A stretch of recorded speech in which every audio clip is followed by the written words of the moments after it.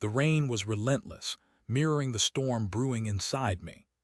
Alaric, a 46-year-old software engineer in Seattle, stared out the window, the Space Needle a blurred silhouette against the gray sky. My life, once a neatly coded program, was now a jumbled mess of errors and corrupted files. It had all started subtly, insidiously, like a virus slowly eating away at the core of my system. Bryony, my wife of 18 years, had started acting different. We had met in college, two awkward souls finding solace in each other's company. She was an artist, vibrant and free-spirited, while I was the grounded, logical one.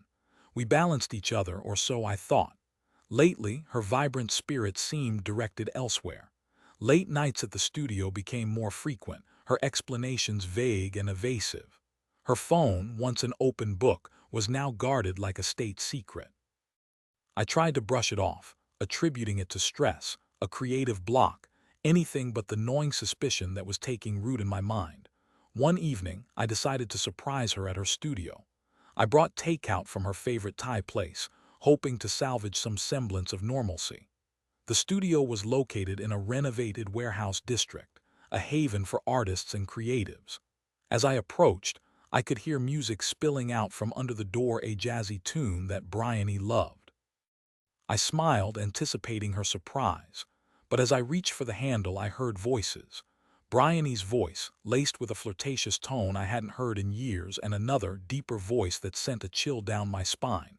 I hesitated, my hand frozen in midair. Curiosity and dread warred within me.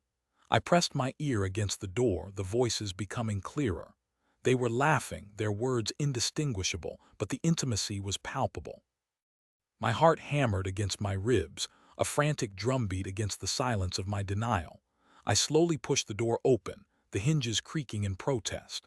The scene that unfolded before me was like a punch to the gut, stealing the air from my lungs. Bryony was standing close to a man I'd never seen before. He had his arm around her waist, his head bent close to hers as they looked at a canvas. As I looked at him, I recognized him as an artist from around town called Linus. He was younger, with a rugged charm that I knew Bryony always found attractive. They were laughing, their bodies almost touching. Bryony's eyes widened in shock as she saw me, her face flushing crimson. Linus turned, his expression nonchalant, almost arrogant. The air crackled with tension, the unspoken truth hanging heavy between us. "Alaric," Bryony stammered, pulling away from Linus.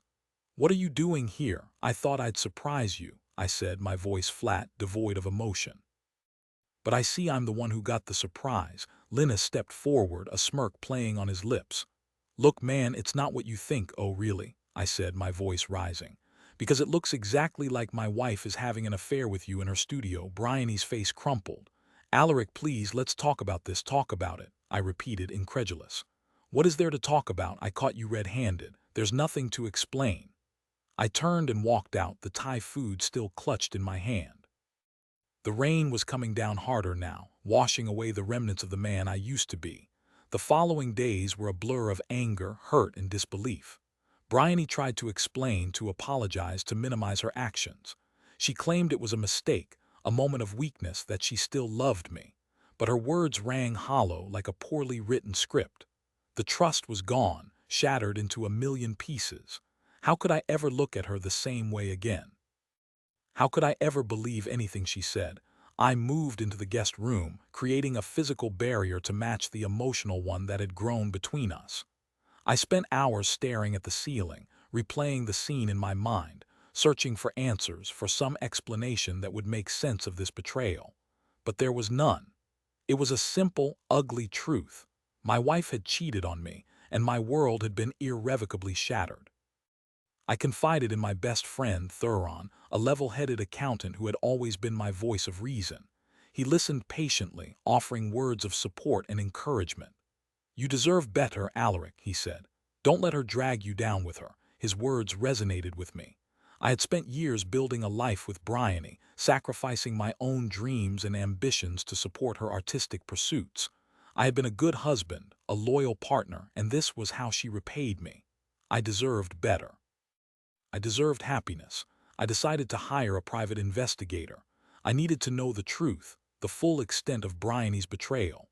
I contacted a reputable firm, explained my situation, and provided them with all the information I had. The investigator, a sharp-eyed woman named Ingrid, assured me that she would get to the bottom of it. In the meantime, I started to distance myself from Bryony. I focused on my work, throwing myself into complex coding projects that demanded all my attention. I spent evenings with Thuron, going to movies or grabbing a beer at our local pub. I started to reconnect with old friends, people I had neglected during my marriage. Slowly, painfully, I began to rebuild my life. A week later, Ingrid called with her findings. The news was worse than I had imagined. Bryony had been having an affair with Linus for over 6 months. They had been meeting regularly at her studio, at his apartment, even at hotels. Ingrid had photographs, emails, and phone records to prove it. But that wasn't the worst part. Ingrid also discovered that Bryony had been using our joint bank account to finance Linus's art career. She had been secretly transferring money to him, claiming it was for studio expenses or art supplies. My blood ran cold. Not only had she betrayed me emotionally, but she had also betrayed me financially. I confronted Bryony with the evidence. She denied it at first, but when I showed her the photographs and bank statements, she broke down. She sobbed, begging for forgiveness, claiming she was sorry that she had made a terrible mistake. But her tears held no sway over me. The damage was done. I want a divorce, I said, my voice cold and resolute. Bryony looked up, her eyes filled with despair. Alaric, please don't do this. We can work through this. I promise I'll never see him again. It's too late, Bryony, I said. You've destroyed our marriage. I can't forgive you for this. I filed for divorce the next day. The process was long and arduous, filled with legal battles and emotional turmoil. Bryony fought me every step of the way, trying to minimize her financial contributions to Linus and claiming she was entitled to half of my assets. But I was determined to protect myself and my future. During the divorce proceedings, I discovered even more shocking truths about Bryony's behavior. She had been lying about her income for years, underreporting her earnings to avoid paying taxes. She had also been secretly accumulating debt, racking up thousands of dollars in credit card bills without my knowledge. I was appalled by her dishonesty and her disregard for our financial well-being. As the divorce dragged on, I found myself growing stronger, more resilient. I started to focus on my own happiness, pursuing hobbies and interests that I had neglected during my marriage. I took up photography, exploring the city with my camera, capturing its beauty and its grit. I joined a hiking club, spending weekends in the mountains, breathing in the fresh air and marveling at the natural world. I also started dating again, cautiously dipping my toes back into the dating pool. It was awkward and uncomfortable at first, but I eventually met someone who made me laugh, who made me feel alive again. Her name was Astrid, a librarian with a passion for books and a kind, gentle soul. She was the opposite of Bryony in every way. She was honest, genuine, and supportive. She didn't try to change me or control me. She accepted me for who I was. Finally, after months of legal wrangling, the divorce was finalized. Bryony received a fraction of what she had hoped for, her financial misdeeds catching up with her. She was forced to sell her studio and move into a small apartment. Linus, predictably, had moved on to another woman, leaving Bryony to face the consequences of her actions alone. I felt a sense of closure, a sense of relief. The nightmare was finally over. I was free to move on, to build a new life for myself. I started dating Astrid, and not long after, I knew I wanted to spend the rest of my life with her. 1 year later, Astrid and I were married in a small, intimate ceremony surrounded by our closest friends and family. It was the happiest day of my life. I had found love again, a love that was real, honest, and true. Bryony, on the other hand, continued to struggle. Her art career had stalled, her reputation tarnished by the scandal. She was alone, bitter, and resentful. She had lost everything: her husband, her home, her career, her dignity. One day I received a message from Bryony. She asked if we could meet. I hesitated, unsure if I wanted to rehash the past, but curiosity got the better of me.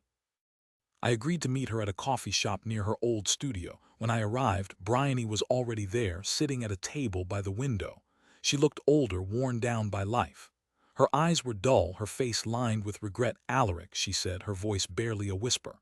"Thank you for meeting me. What do you want, Bryony?" I asked, my voice guarded. "I just wanted to apologize," she said, her eyes filling with tears. "I know I hurt you deeply. I made a terrible mistake. I regret everything." I looked at her, searching for any sign of sincerity. But all I saw was a broken woman consumed by her own regrets. "I appreciate the apology, Bryony," I said. "But it doesn't change anything. What's done is done. I've moved on. I'm happy now." "I know," she said, her voice cracking. "I see that. You deserve to be happy. I just wanted you to know that I'm sorry."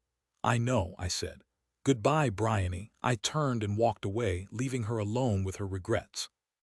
I didn't feel any satisfaction, any sense of triumph. I just felt a profound sadness for the woman she had become. I walked back to my car, the rain starting to fall again. But this time the rain didn't feel like a reflection of my inner turmoil. It felt like a cleansing, a washing away of the past. I was free. I was happy. I was finally at peace. I drove home to Astrid, to my new life, to my future. The road ahead was uncertain, but I was ready to face it with hope and optimism. I had learned a valuable lesson.